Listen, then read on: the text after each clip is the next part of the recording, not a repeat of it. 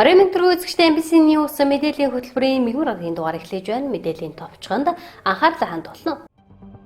Увс аймагт эрүүл мэндийн салбар үүсгэн байгуулагдсан 90 жилийн ойн баярын хурал боллоо. Улаанбамдагт тариалан сумын ард иргэдийн миний нутгийн өдөш 2022 шинэ жилийн цэнгүүн зохион байгуулагдлаа. Мал амьтны гос салбарт шүлгийн өвчний нөхцөл байдлын талаар эдгээр олон бусад мэдээллийн дэлгэрэнгээд анхаарлаа хандуулна. Мэдээ эхлэж байна. Монгол улсад орчин үеийн анагаах ухааны үүсэж хөгжсөний 100 жил Увс аймагт эрүүл мэндийн салбар үүсгэн байгуулагдсан 90 жилийн тэгш тохиож байна. Ойн хүрээнд өнөөдөр аймгийн эрүүл мэндийн газраас эрүүл мэндийн салбарын үе үеийн төлөөлөл ажилт нь албан хаагчдын дунд баярын хурлаа зохион байгууллаа. Энэ жил Монгол улсад эрүүл мэндийн алба орчин цагийн анагаах ухааны үүсэж хөгжсөний 100 жилийн Увс аймагт эрүүл мэндийн салбар байгуулагдсан 90 жилийн тохиож байгаа. 1921 онд орчин цагийн анагаах ухаанд суурилсан эрүүл мэндийн албыг бүрдүүлж 1925 онд дотоод яамны бүрэлдэхүүнд ардын эрүүлгийг хамгаалах газар нэртэйгээр байгуулж 1930 онд бие даасан эрүүлгийг хамгаалах яамыг байгуулснаар Монгол улсад орчин цагийн эрүүл мэндийн үндэсний тогтолцоо бүрэлдэхүүн бий болсон төвхтэй Увс аймгийн хэмжээнд эрүүл мэндийн салбарт 1200 гаруй хүн ажиллаж байна. Өнөөдөр Увс аймгийн эрүүл мэндийн салбарын түүхэд 90 жилийн баярын хурал насан туршийн боловсрол хөгт хөгжлийн төвд зохион байгуулагдлаа. Энэхүү баярын хуралд аймгийн засаг дарга Чулууны Чимэд засаг даргын тамгын газрын нийгмийн бодлогын хэлтсийн дарга Ядам Сүрэн эрүүл мэндийн салбарт ажиллаж байсан үеийн ажилт нь албан хаагчид оролцлоо. Өнөөдөр Монгол улсад эрүүл мэндийн алба орчин цагийн анагаах ухаан үүсэн хөгжсөний 100 жилийн ой Увс аймагт эрүүл мэндийн салбар өсөж хөгжсөний 90 жилийн ой гэсэн ийм түүхт ойнууд одоо тэмдэглэгдэн явагдаж байна. Энэтэй холбоотойгоор өнөөдөр Увс аймгийн хэмжээнд нийтдээ одоо 1244 эм чимлэгийн мэргэжилтнүүдийн хүний нөөцтэй манай салбар энэ ойн арга хэмжээндээ бид ковид цартахлын үеийн дэглэм халдвар хамгааллын дэглэмийг бас мөрдөж ажиллах шаардлагатай байгаа учраас бид тодорхой тооны төлөөллийг оролцсон ийм баярын үйл ажиллагааг өнөөдөр тэмдэглэн өнгөрүүлж байна. Тэгэхээр зэрэг Увс аймагт ажиллаж амьдарч байгаа урд нь эрүүл мэндийн салбарт ажиллаж амьдарч байсан үе үеийн одоо төлөөллүүд, үе үеийн гавьяатнууд, ахмадууд, үе үеийн эмнэлгийн мэргэжилтнүүдтэй 90 жилийн ойн одоо албан мэдчилгээг өргөн дэвшүүлье. Эрүүл мэндийн салбарын ажилчид маань 2021 онд бүхэлдээ ковид цартахлын одоо бүх ачааллыг нуруундаа өрсөн ажилч манай салбарынхан маань нойр хоолгүй ард түмнийхээ эрүүл мэндийн төлөө зүтгэсэн ийм он жил байлаа. Мөн ч энэ ажлыг маань одоо үнэлж эрүүл мэндийн салбараас энэ 21 онд 4 авиат төрсөнд бас бидний одоо гол бахархал ажлын маань үнэлсэн төр засгийн хамгийн том үнэлгээ гэж ойлгож байгаа. Мөн энэтэй холбоотойгоор бид одоо цартахлын үйл ажиллагаа одоо бас хичнээн багасж байгаа боловч үйл ажиллагаа төвшин одоо халдвар хамгааллын төвшин нэгийн улбар шалтаа байгаа учраас бид нэр бүхэл шатнд цартахлын эсрэг төвчж байгаа. Дээрээс нь энэ шинэ одоо омикрон вирусын орж ирэхээс хамгаалсан, урьдчилан сэргийлсэн халдвар хамгааллын бүхий л одоо арга хэмжээгээ аваад ажиллаж байна. Тэгээд сүүлийн үед бол бид одоо өвчлөлийн тоо буурсан, тийм ээ халдвар хамгааллын дэглэм одоо сайн баригдаж байгаатай холбоотойгоор ард иргэдийнхээ эрүүл мэндийг хамгийн гол нь урьдчилан сэргийлэх гэдэг чиглэл рүүгээ манай салбарын одоо шинжилгээных нь хөгжилд явдаг ийм жамтаа. Тэгэхээр зэрэг бид цаашид нийгмийн эрүүл мэндийн тусламж үйлчилгээ, урьдчилан сэргийлэх тусламж үйлчилгээ, ялангуяа ард иргэдэд 3 дугаар шатны тусламж үйлчилгээг орон нутагт нь үзүүлэх, мөн эрүүл мэндийн салбараас орлогын бүтээн байгуулалт гэдэг нь энэ эдийн засгийн хувьд бид ямар оролцоотой оролцох юм бэ гэдэг ийм чухал гол ажлуудыг төлөвлөд зориод ажиллаж байна. Тэгэхээр Монгол улсад анагаахын шинжилгээ ухааны салбар үүсгэн байгуулагдсан 100 жил Увс аймагт эрүүл мэндийн салбар үүсгэн байгуулагдсан 90 жилийн давхар тохиож шүү дээ. За юун дөрөв танд баярын мэдээг хүргье. Тэгэхээр Увс аймгийн нэгдсэн эмнэлэгт одоо хичнээн албан хаагчид яг хүн ардынхаа эрүүл мэндийн төлөө ажиллаж байна. За Увс аймгийн нэгдсэн эмнэлэг нь одоо 356 хүний яг үндэсний орнотойтой.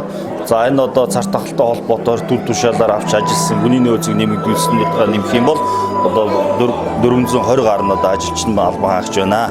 За мөн Увс аймгийн хэмжээнд бол 1209 гэсэн судалгаа байдаг. За энэ албан хаагч эрүүл мэндийн албан хаагч байгаа.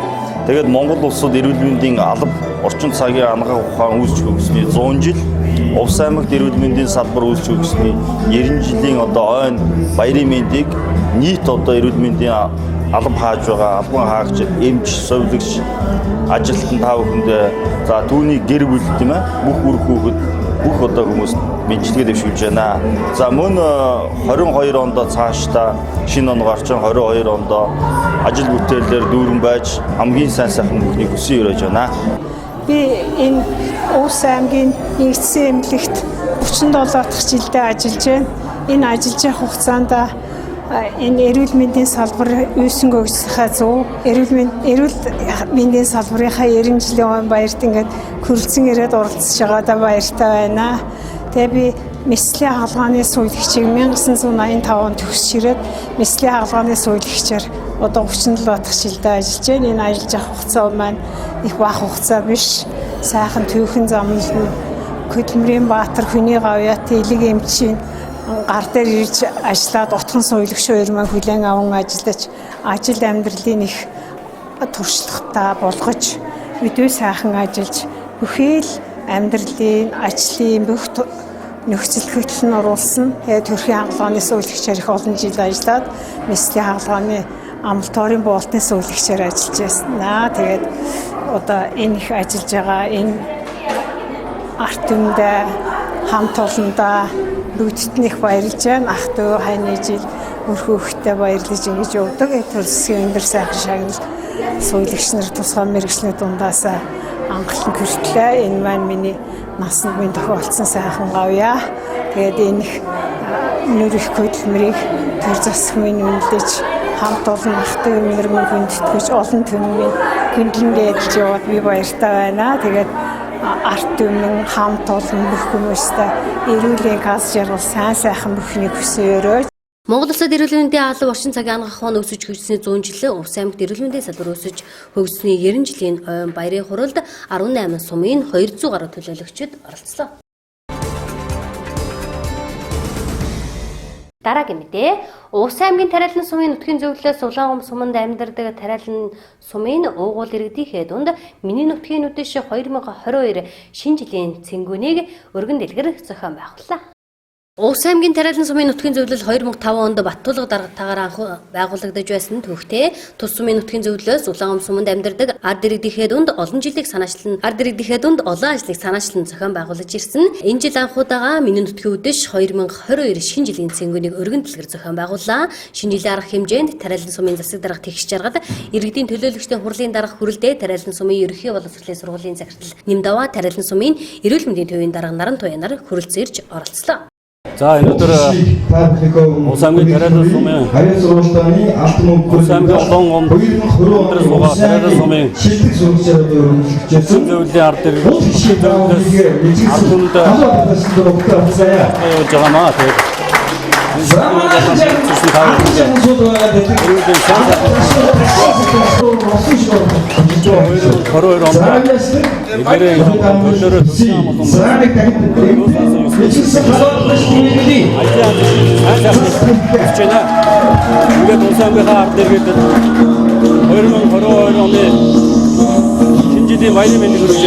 Увс аймгийн Тариалан сумын 100 олон ажил хөдөлгөөнд гаргаж төрлийн амжилттай сайхан үйлчлэл байгаа.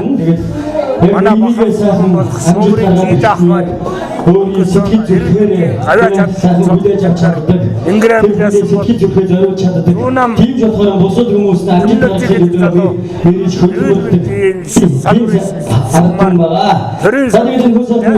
замын шилжих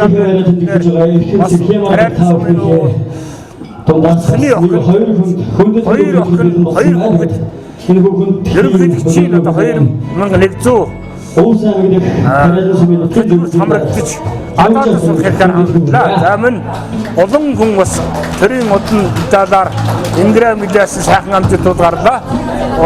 Олон аймагт суугаа доктор Тойло олон ховтод суугаа доктор Эрдэнэ Инхшаргал нар хөдөлмөрийн гавьяаны улаан түнгийн удангаар Ингрэбляс. За мөн ойртын хүч холбооны сонгорууд хэрэгүйтэй манай нутгийн залуу ахс нэм хамтлаг бол улсад одоо 2 дугаар байраа зилж олон сайхан амжилтууд гарч олон хүн бас ингрэ мэдээж салбар системийн төлөвлөгөөнүүд болсон ийм сайхан жил байлаа.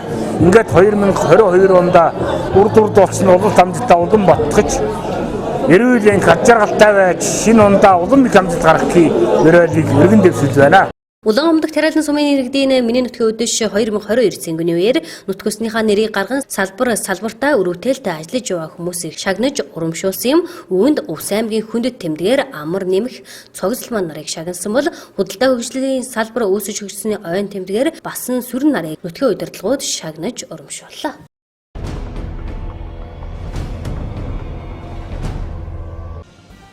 Нийтээр тэмдэглэх баярын болон тэмдэглэлт өдрүүдийн тухай хуульд зааснаар энэ сарын 29-ний лагуу гарагт бүх нийтээр амарна. Тодорхойлбол нийтээр тэмдэглэх баярын болон тэмдэглэлт өдрүүдийн тухай хуулийн нийтээр тэмдэглэх баярын өдөрт үндэсний эрхчлөлөөр тусгаар тогтнолоо сэргээсний баярын өдөр буюу 12 дугаар сарын 29-ний өдөр багтдаг бөгөөд энэ өдөр бүх нийтээр амардаг. Дашрамтуулахад 1911 онд үндэсний эрхчлөөний хувьсгалан Монголын ард түмний түүхийн онцгой хуудас хойч үеийн бахархан дурсах түүх төлөвлөлт билээ. 200 гаруй жил үргэлжилсэн Манжчин гүрний ноёрхлыг 1911 оны 12 дугаар сарын 29-нд эцэс болгон монголчууд богд Монгол улсаа байгуулсан. Үндэсний эрхчлөө тусгаар тогтнолоо сэргээсний баяр өдрийг 2011 оноос хойш улс нийтээр тэмдэглэж эхэлсэн бөгөөд Монгол улс үндэсний эрхчлөө тусгаар тогтнолоо сэргээн манд усны 110 жилийн энэ онд тохиож байна.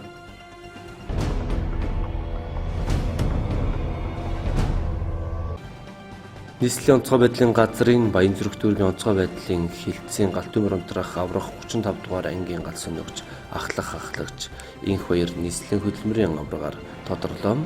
Ахлагч инх баяр нь онцгой байдлын байгууллагад 20 дахь жилдээ ажиллаж байна. Ажиллах хугацаанд гамшиг осол галтүмрийн 1770 удаагийн судалгаар ажиллаж иргэн аж ахуйн нэгж байгууллага иргэдийн 16 тэрбум төгрөгийн өмч хөрөнгө 115 хүний амь насыг авран хамгаалсан гэж нийслэлийн онцгой байдлын газраас мэдээллээ.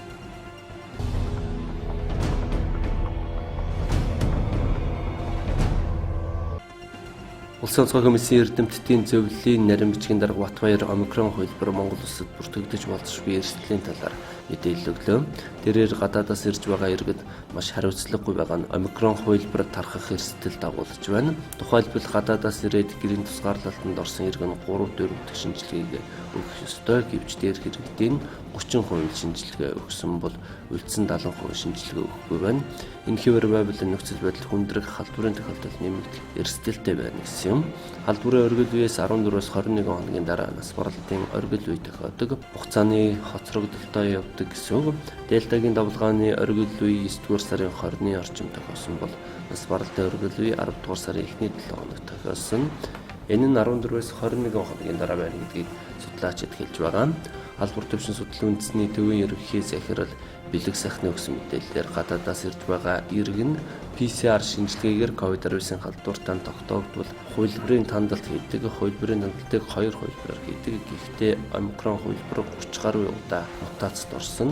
Үүнд нь альфа болон дельта хувилбарт байдаг мутацж байгаа. Тиймээс омикрон мөн эсхийг генийн дарааллаар тогтоодог юм. Генийн дараалал тогтоох шинжилгээ лабораторийн маш олон үе шаттай байдаг тул хариу нь 8-аас 10 хоног зарцуулдаг. Ингээд лабораторийн үе шат дуусны дараа генийн дарааллыг өгсөрч тогтооход 7 хоногийн хугацаа шаарддаг. Ингээд шинжилгээний хариу баталгаажуулахын тулд Дээжиг Япони улс руу явуулж дахин шинжилүүлдэг. Үүний дараа эцсийн хариу гардаг тул омикроныг тодорхойлоход хугацаа их шаардаж байна. Халдвар төвчин судлалын үндэсний төвөөс 7 хоног тутам гаргаж байгаа таймаас үзэхэд Монгол улс COVID-19 3 дугаар давлгаа буюу дельта хувилбарын ард гарч байна гэсэн мэлээ. Монгол улсын холбогдох байгууллагууд омикрон хувилбарын эрсдлийн үнэлгээ хийсэн байна. Уг үнэлгээгээр омикрон хувилбар Монгол улсад тархах өндөр эрсдэлтэй гэсэн дүгнэлт гарсан байна.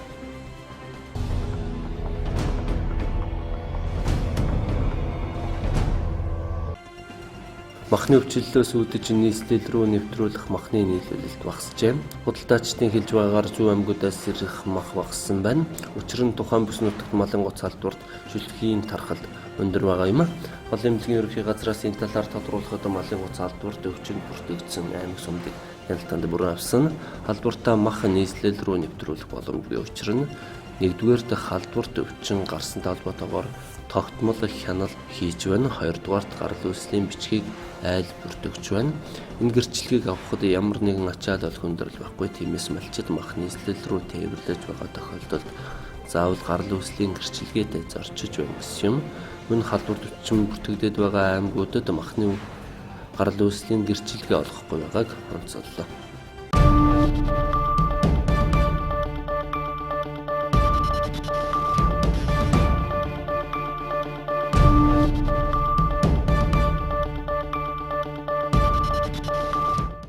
MBC-ний ус мэдээллийн хөтөлбөр үргэлжлэн үзэгч олондоо хүрч байна. За тэгэхээр Ус аймагт бас шүлгийн өвчин гарсантай холбоотойгоор мал эмнэлгийн газраас хэд хэдэн арга хэмжээг бол авч ажиллаж байгаа. За тэгэхээр яг өнөөдөр за мал эмнэлгийн газраас энэ Ус аймагт гараад байгаа шүлгийн өвчний нөхцөл байдал хэр байгаа. За мөн вакцинжуулалтын явц хэр байгаа талаар мэдээллийг яг одоо үзэгчтэй хүргэхэд бэлэн боллоо. За өнөөдрийн одоо байдлаар энэ малын амьтны гоц халдвар шүлгийн өвчний нөхцөлийн хүрээнд бас ямар ажлууд одоо хийгдэж байна. Зохион байгуулалтын одоо ямар төвшөнд одоо явагдаж байгаа вэ гэдэг талаар бас мэдээллийг өгье та бүхэнд. За 12 дугаар сарын 24-ний өдөр одоо Улаангум сумын 12 дугаар багийн нутаг дэвсгэрт хашаанд төгөрт одоо мал өвчлөө, малын бүл доолж байна. Шүлсэн одоо оожж байна гэсэн дуудлагатаас манай мал эмнэлгийн байгууллага хандсан байгаа. За энэ хүрээнд ажлын хэсгийг одоо явуулсан. За холбоотойгоо одоо 2 хүрээс дээж материал авчирч аймгийн одоо мал эмнэлгийн лабораторид 4 тестийн аргаар одоо шинжилгээ хийхэд одоо шүлгийн өвчин нэмдэг болох нь батлагдсан. Шүлгийн өвчин болох нь батлагдсан байж байгаа. Ингээд одоо тухайн орой бол аймгийн шуурхай штаб яралтай хуралдаж одоо тухайн баг нутаг дэвсгэрт элийн зурвалал гаргаж тогтоож одоо энэ хүрээнд бас төөрүүлээд бүсчлэлийн дагуу төөрүүлээд бас өчний байгууллагад оролцоотойгоор постуудыг бол гаргаад ажиллаж байна. За тухайн үед бол 12 сарын 24-ний өдөр одоо А-дороо 383 дугаар 20 сарын төлөмдөх тухай захирамжаар 12 дугаар нутаг дэвсгэрт тийм ээ хэсэгчсэн хороо тогтоод илэм тогтоосон байгаа. За мөн аймгийн төвийн орох гарах 2 цэг тийм ээ төв зам дагуу нисхийн пост гашууны голын постод Улаангум сумын нисэх даргын таман газрын одоо албаа агчдаас болон аймгийн одоо мал эмнэлгийн газрын эмчимжлэлтийг томилгоожуулж бас салдруудглийн ажлыг ингээд эхлүүлээд ажиллаж исэн. За Улаангум сумын нутаг дэвсгэрт одоо 9 цэгт 2 суурин 15 хөдөлгөөнд пост ажиллаж байна. Өнөөдөр бас энэ халдруудглийн ажлыг зохион байгуулна хийнэ гэдэг асуудал бас нэлийн хүндрэлтэй төвөгтэй асуудал болж байна. Яагаад тэгэхээр одоо хүүтэрсэн өдрөөс өдөрт одоо бол энэ хүүтэрч одоо хүүтний ирч хүч бол чангарч байна.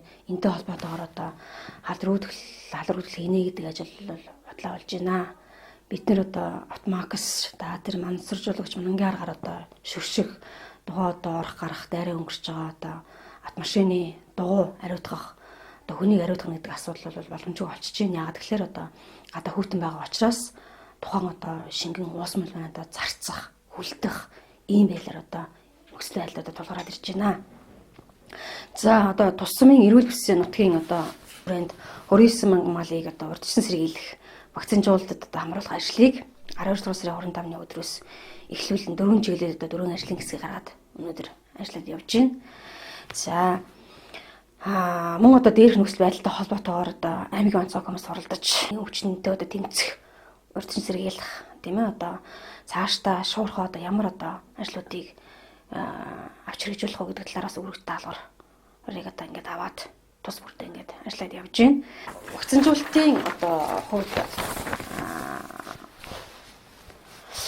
аймгийн засаг даргын 2021 оны 12 дугаар сарын 8-ны өдрийн 737 дугаар захирамжийн дагуу одоо вакцинжуулалтын ажлыг бол эхлүүлсэн байгаа. За өнөөдөр аймгийн хэмжээнд 10 сумын 1510 мөрхийн 49620 өхөр 92 тэмээ 163584 хонь за 170908 яма 166 гахаа нийтдээ 384370 мал амьтныг бол шүлгийн өвчнөөс урьдчилан сэргийлэх вакцинжуулалтад хамруулж гүйцэтгэл 93.6%-тэй явагдаж байна. За үүнд бол одоо Зүүн Ганга сумын 50 мөрхийн 20993 өхөр, Өндөр Ганга сумын 232 өрхийн 10712 өхөр, за 29401 хонь, нийтдээ 40113 толгой мал, Цагаархан сумын хувьд 279 өрхийн 6781 өхөр, 70 тийм ээ. 42376 хон. 46376 ямаа нийтдээ 95603 малыг бол багцанжуулсан байна. За үлгий сумын тухайд 187 өрхийн 1565 мөхөр 22662 хон 30281 ямаа нийтдээ 54500 толгой малыг. За баруун дөрөн сумын тухайд 227 өрхийн 22 тийм ээ 10110 мөхөр 19121 хон 24565 ямаа. За 24 5 гахаа. Нийтдээ 53843 мал амтан. За завхан сумын хувьд 205 өрхийн 1172 хөр 26771 хон 41110 ямаа нийт 69053 мал. Өмнөгөн сумын тухайд 161 өрхийн 4702 хөр 22271 хон 27841 ямаа нийт 54814 мал. Хягас сумын хувьд 120 өрхийн 4950 хөр, малчин сумын 49 өрхийн 882 хөр, 554 хон, 39 ямаа, нийт 1475 мал. Улаангуй сумын суманд 172 өрхийн 5753 хөр, 428 хон, 696 ямаа, 141 гахаа. Нийт 7018 мал одоо тус багцанжуулалтын ажил хийгээд ингээд явж байна. За бид багцанжуулалтын ажлыг вакциныг бол татаж авсан. Вакцины маань одоо аймгийн хэмжээнд одоо толгой дараалан малыг вакцинжуулна гэсэн одоо тийм боломжгүй. Вакцины хүрэлцээ бол тийм хангалттай бус тодорхой хэмжээний цөөхөн тооны одоо вакцин ирсэн. За үлдсэн одоо аймгийн хэмжээнд энэ вакцин ерөөсөө хийгдээгүй байгаа, тархилга хийгдээгүй байгаа сумдуудыг бас яах вэ гэдэг асуулаас ирэгдэж байгаа. Тэгэхээр бид нар бол энэ улсын чанартай зам дагуу бол энэ халдварын бас эхлэлтэй гэж үзэж байгаа. За энэ бол ингээд явагдаж гин гэж бол бас ийм одоо ингэж бол харж байгаа. Ер нь бол тэгэхээр энэ богиногоо хугацаанд бас энэ дарахц бол нэлээд өргөн хүрээтэй бас голомтыг нэмэгдүүлж ингэж хорцтой явж байгаа учраас эхний ээлжинд бол угаасаа сумраа одоо шууд дайран хүн одоо мал ингээд зорчих боломжтой ийм одоо байдаг учраас сумын төвийн доторх одоо мал бүхий тийм ээ малтай өрхүүдийн малын судалгааг бол тодорхой гаргаж өг манадад ирүүлээрэ. Албан тоод бичгээр одоо хандаарай. Тий, та бүхэн одоо ирүүлсэн албан тоодын дагуу ирсэн энэ судалгаа тооцоо бид нэр харъя. Энэ хүрээнд одоо бас ирсэн одоо энэ жаахан вакциныхаа насаа бид нар одоо үлдсэн сумуудаараа ерөөсөө малын тоонд нэгээс гарлаа сумынх нь одоо төвд байгаа малыг л вакцинжуулах гэсэн ийм одоо баталтай төлөвтэй байгаа. За өчигдөр улсын онцгой комисс одоо аймгийн онцгой комиссийн хамтаа шуурхай хурал зохион байгуулсан. За энэ хүрээнд одоо ажил үргээ бид бүхэн хуурилж авсан. За мал эмнэлгийн газрын зүгээс өчигдөр энэ голомтонд одоо бүртгэгдсэн 12 дугаар багийн нутаг, 20 дугаар багийн нутаг. За дээрээс нь эрүүл бүсд байгаа Чанбан дагуу 1 дугаар баг. Энэ баг дээр одоо малын одоо голомтуудын гаднах талд байгаа гэсэн шүү дээ, тийм ээ. Малд одоо ажлын хэсэг манахаас одоо гаргасан. За үүнд болохоор зэрэг 3 ажлын хэсгийг гаргаад нэг ажлын хэсэг 4 хүний бүрэлдэхүүнтэйгээр за энэс хөдөөж хүн газраас аяндаа нэг албаа гэж бас татан оролцуулж байгаа. Ингээд гаргаад ингээд явуулж ин за ажлын хэсэг одоо юу хийх юм бэ гэх юм бол энэ эдгээр малд бол нийт эсвэргийн эрүүл мэндийн үзлэг хийн. Ерөөсө клиник таналтаа хийн аавна. За ер нь бол ингээд явж байгаа шүлхээ өчнөө шин сэмдэгтэй мал байна уу? Тэ тухайн малчин эзнээс нь анааны зав нь мэдүүлэг аавна. Тэ үнэхээр ийм байна уу гэдэг байдал дээр нь бас яг очиод газар дээр нь очиод үзээд тийм ээ шин сэмдгийн одоо харуулж байгаа үзүүлж байгаа зүйл байна уу гэдгийг бас тодорхой ингээд үзээд хараад өслөг хийгээд ирэх юм байгаамаа. За энэ хүрээнд ингээд ирээд бас ямархуу байдалтай бид нэр дээр бас тайлан гарах нь энэ дээрээс одоо аашлаад тухайн одоо аймгийн хэмжээнд бүх багуудын хувьд дотор одоо хөлгөөнийг одоо хязгаарлах уу тий хэсэгчлээд одоо баг дээр нь хөлгөөнийг одоо хязгаарлах ийм одоо байдал өрхөө гэдэг ийм шийдэл бас нэрээс харагдах юм байгаамаа.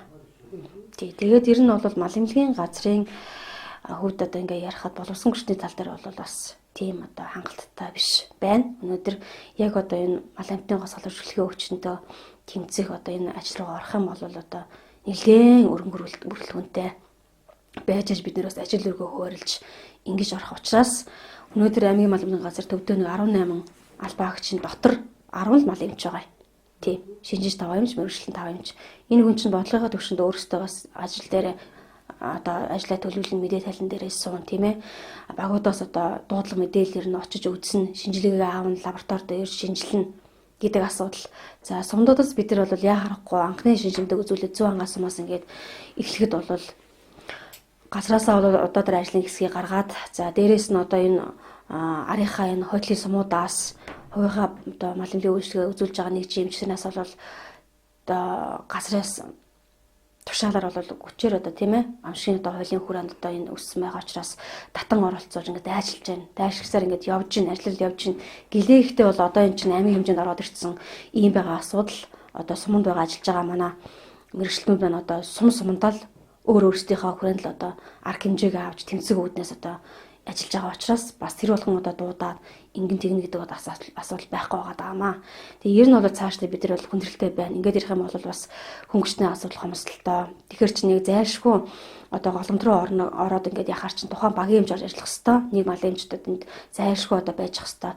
Тэгэхээр чин одоо өнөөдөр вакцин аймгийн хувьд бол одоо 12 баг дээр ингээд вакцин тариа явж байгаа гэдэг чинь баг дээр өөрсдөө эмчнэр гараа явуулчихар чинь дараа нь одоо оруулж үлдэх мэрэгжлийн хүн байна гэдэг талаараас учирдaltaй байгаа. Гэхдээ бид нар бол бас аль болох одоо нөөц дээрээ холбогдох бас нөгөө байгууллагуудаар одоо ингээд бас албан тоод бичгээр одоо энэ тал дээр бас дэмжлэг юу байна гэдэг талаараа өмнө нөөцийн тал дээр ч гэсэн ингээд хүсээд ингээд бас аль болох хамтрагч тал дээр ингээд ажиллаад явж байна. Тэгээ ер нь бол энэ малчид маань бас одоо энэ мэрэгжлийн байгууллагын зүгээс энэ аймгийн онцгой комиссээс гарч байгаа шийдвэр, улсын онцгой комисс ер нь бол энэ хүрээнд одоо сумдуудын удирдлагууд сумын засаг даргын одоо шийдвэрүүд гараа хэрэгжиж явж байгаа. Яг энэ нь бол яг газар дээрээ бол хэрэгжиж байгааг бол бас өнөөдөр хангалттай биш байна. Хангалттай биш байна.